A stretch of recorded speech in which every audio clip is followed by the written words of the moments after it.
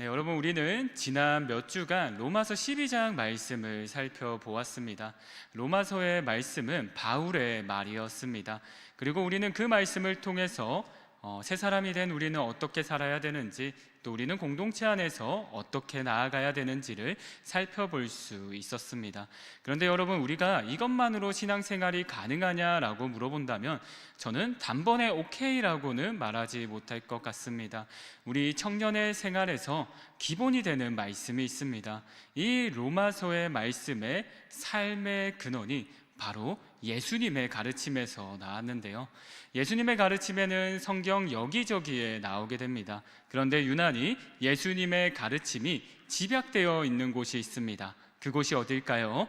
바로 마태복음 5장부터 7장까지의 말씀입니다.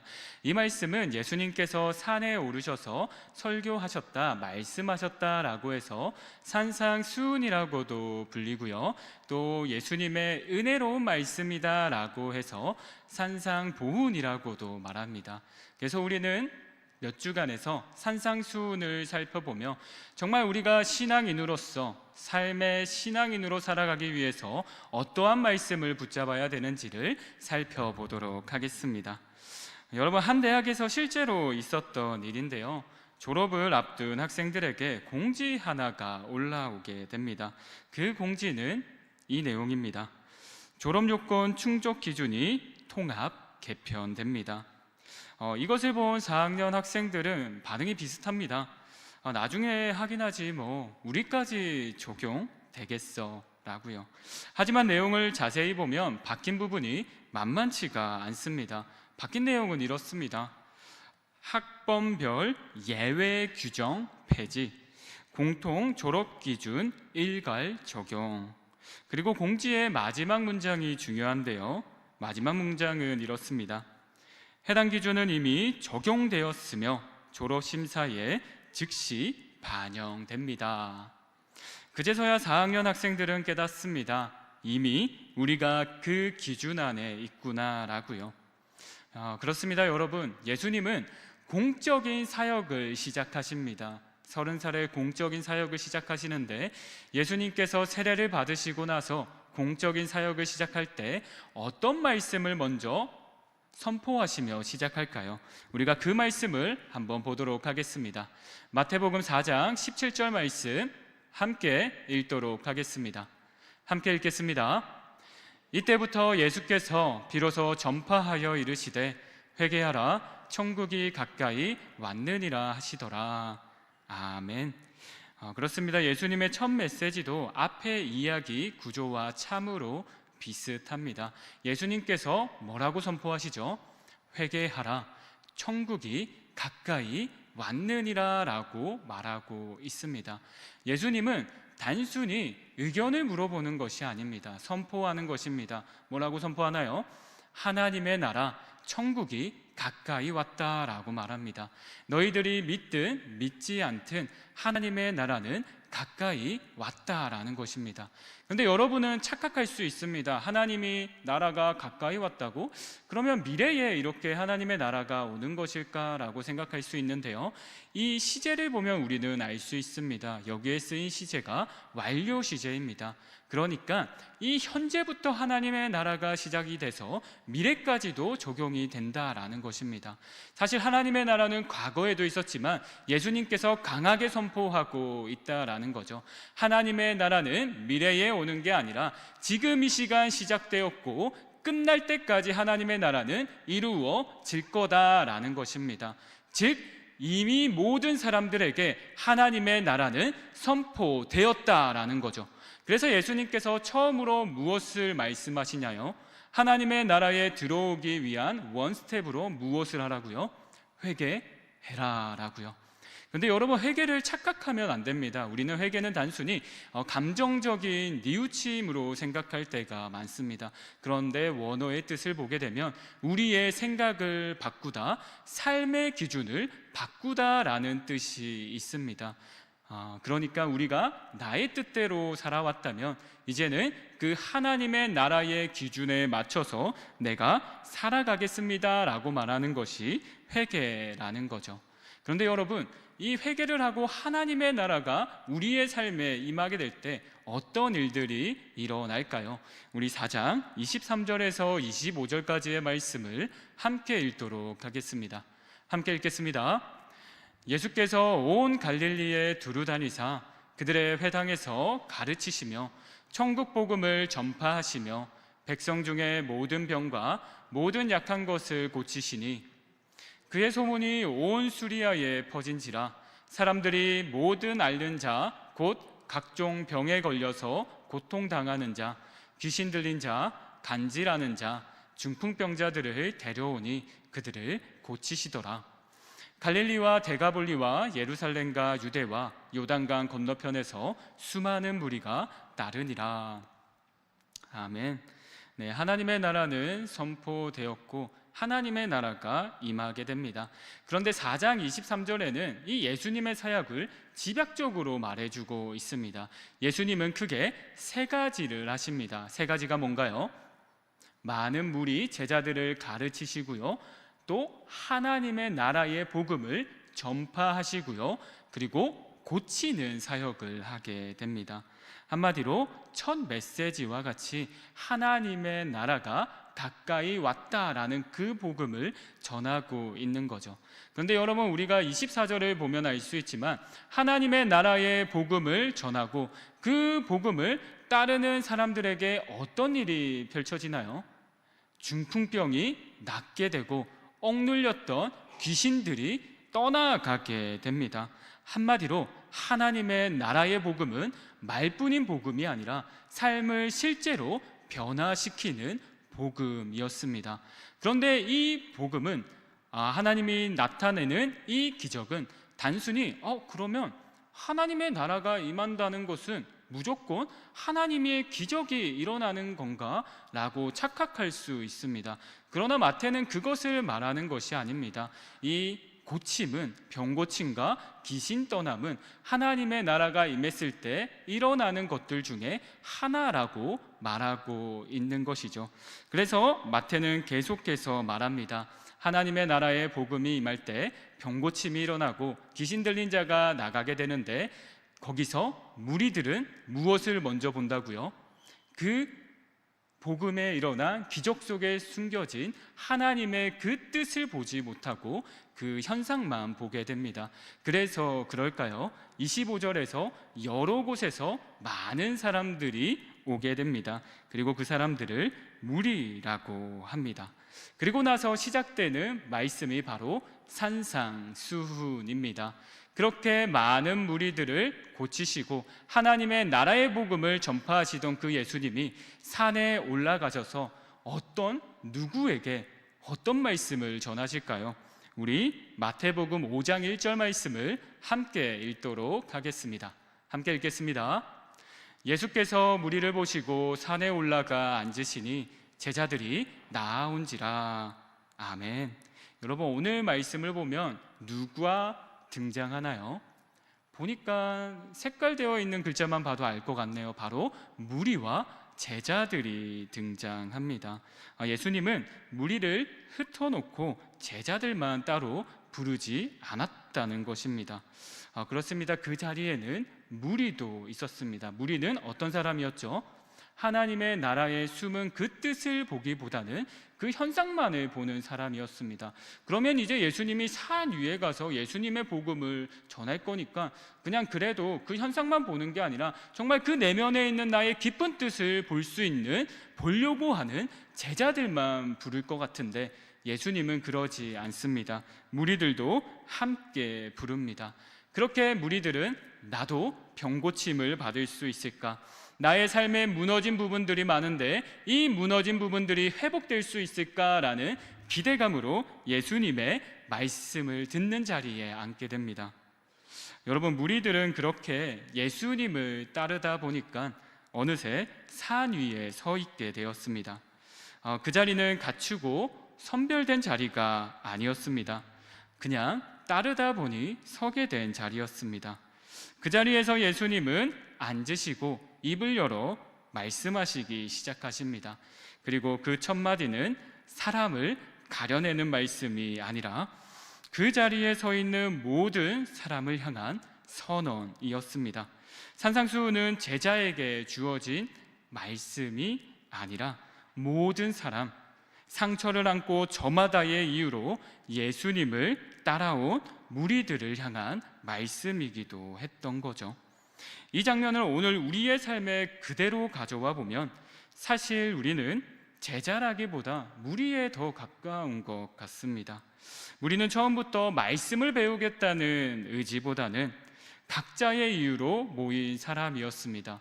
여러분은 어떻게 교회당에 처음 오게 되었나요? 많은 사람들이 부모님의 신앙을 따라서 나오게 된 사람도 있을 것이고, 또 친구의 소개로 친구와 놀기 위해서 나오게 된 사람도 있을 것이고, 아니면 내가 심적으로 너무나도 있는데 이것을 어떻게 해소해야 될지 모르겠다라고 생각하고 나온 사람도 있을 것입니다. 또 어떤 사람은 너무나도 외로워서 이 외로움이 교회에 가면 해결될 수 있을까라는 이유로 교회에 나온지도 모르겠습니다.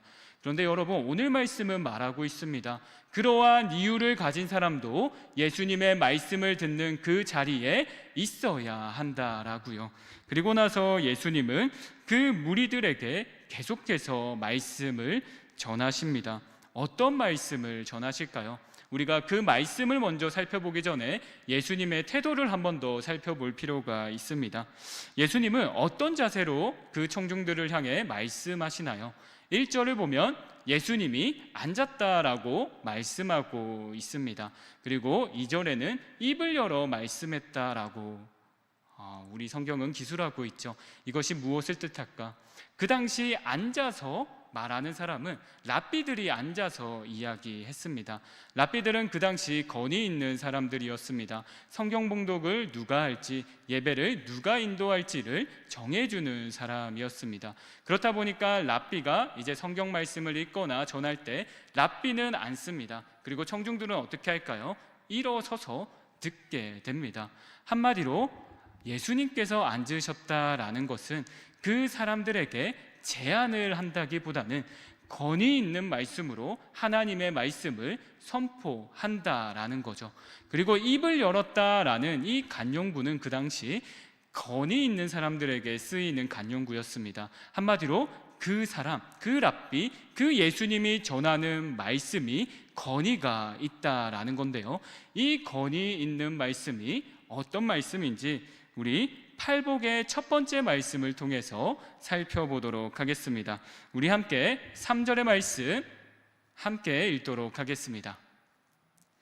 심령이 가난한 자는 복이 있나니 천국이 그들의 것임이요. 아멘.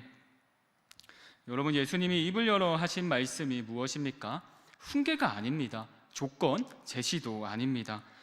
당연히 사람을 가려내는 시험도 아닙니다. 뭡니까? 복이 있나니라고 말씀하고 계십니다. 여기서 우리는 다시 한번 확인하게 됩니다. 이 자리에 서 있는 사람들은 여전히 무리의 모습도 남아있고 심령이 가난한 자로 초라해 보이기까지 합니다. 여전히 흔들리고 질문도 많은 사람들입니다. 그런데 예수님은 그들을 먼저 복 있는 자다라고 말씀하고 계십니다.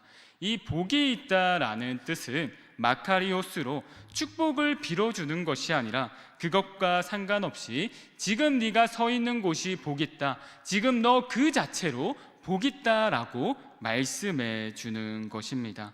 한마디로 예수님은 그 심령이 가난한 사람들에게 복이 있다라고 말하고 있습니다. 많은 무리들은 심령이 가난한 자였습니다. 심령이 가난하다라는 뜻이 무엇입니까?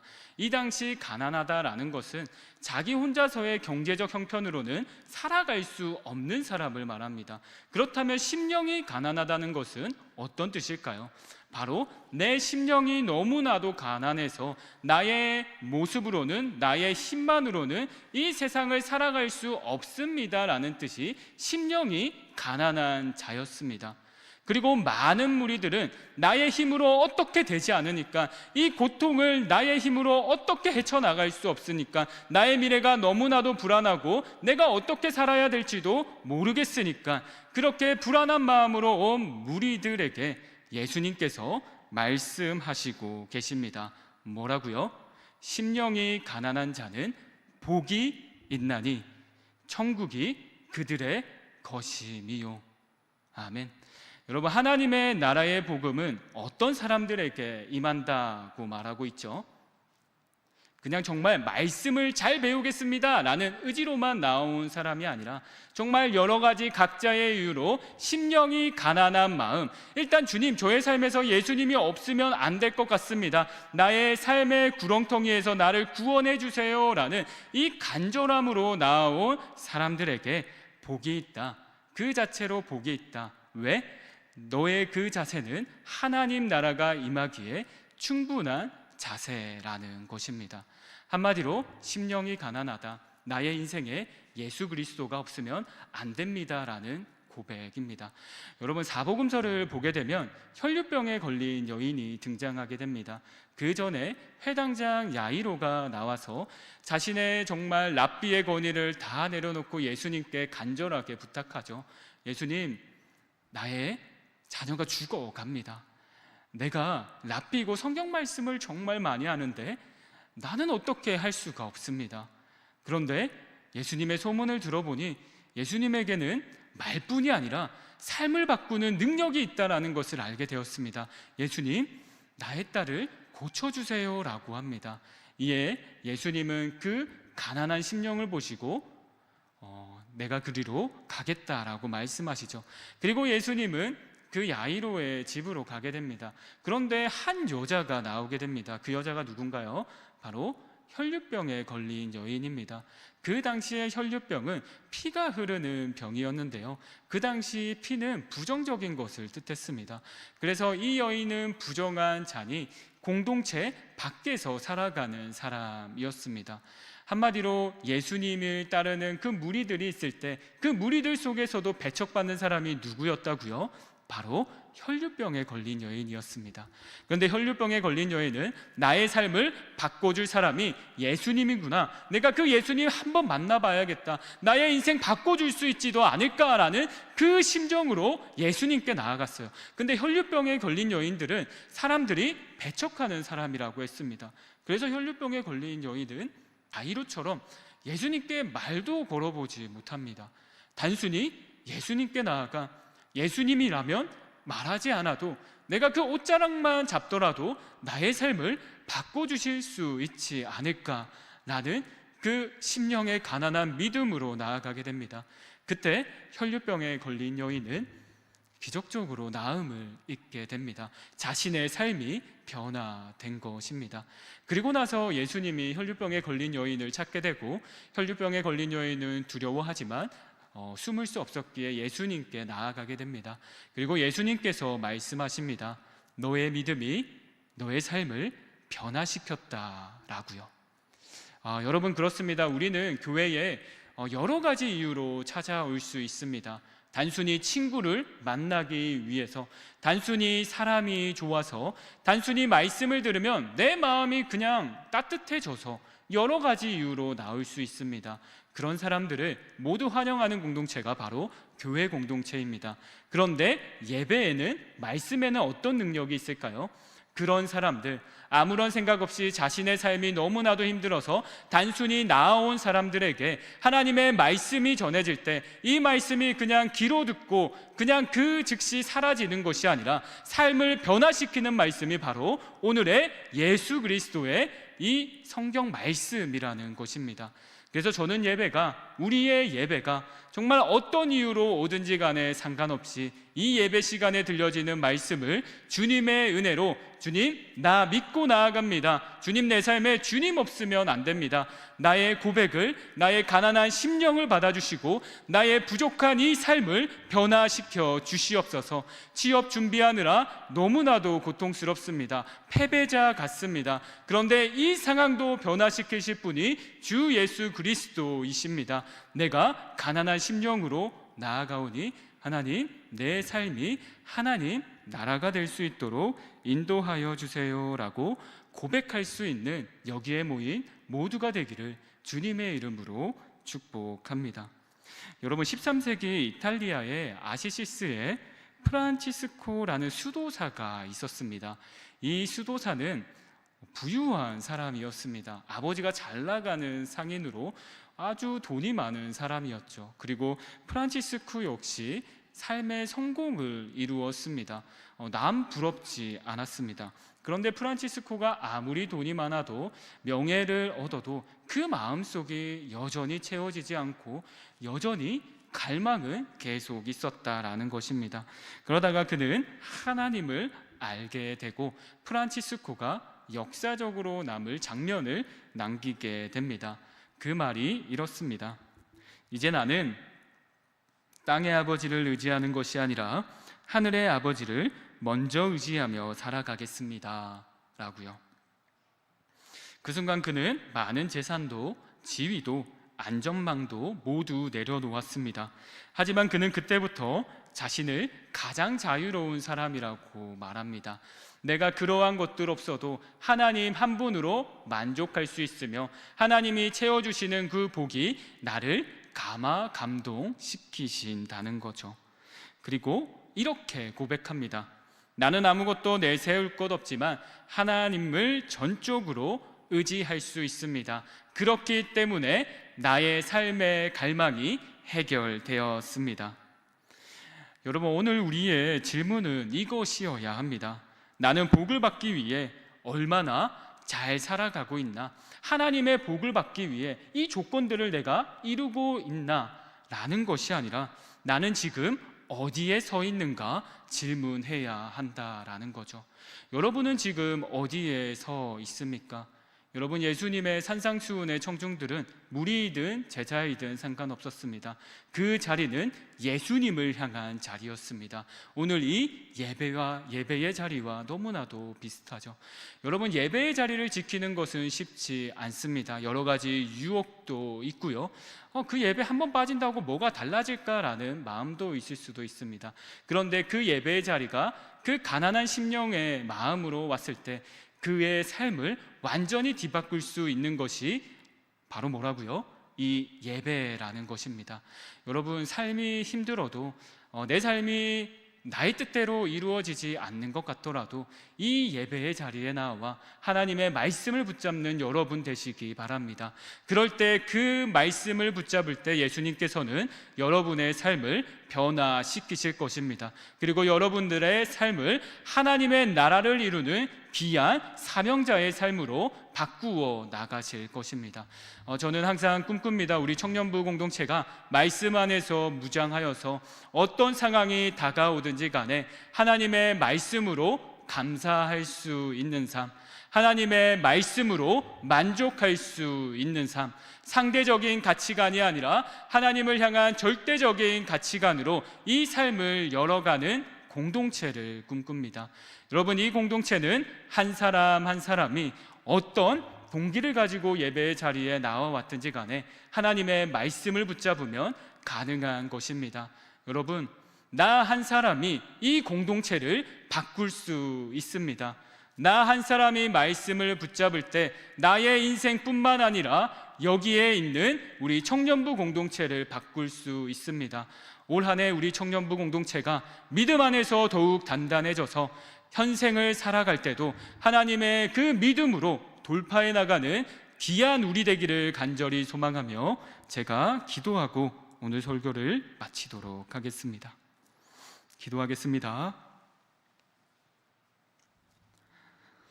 사랑이 많으신 하나님 아버지, 오늘 예배의 자리에 나와 하나님의 말씀을 듣게 하시니 참으로 감사드립니다. 하나님, 이 예배의 자리 사실 하나님을 예배하고 싶어서 나왔다기보다는 그냥 의무적으로 나온 것도 같습니다. 그리고 친구를 만나기 위해서 나온 것도 같습니다. 그런데 오늘 말씀을 들어보니까 그러한 마음으로 온 나라도 하나님은 나의 삶을 변화시키시는 분입니다. 하나님, 우리 삶에 갈망이 있습니다. 그 갈망을 하나님께 올려드리오니 하나님, 우리의 삶을 변화시켜 주시고 우리와 동행하여 주시옵소서. 하나님이 없이는 나는 아무것도 아닙니다 라고 고백하는 우리 모두 되기를 간절히 소망하며 이 모든 말씀 살아계신 우리 주 예수님의 이름으로 기도드립니다. 아멘.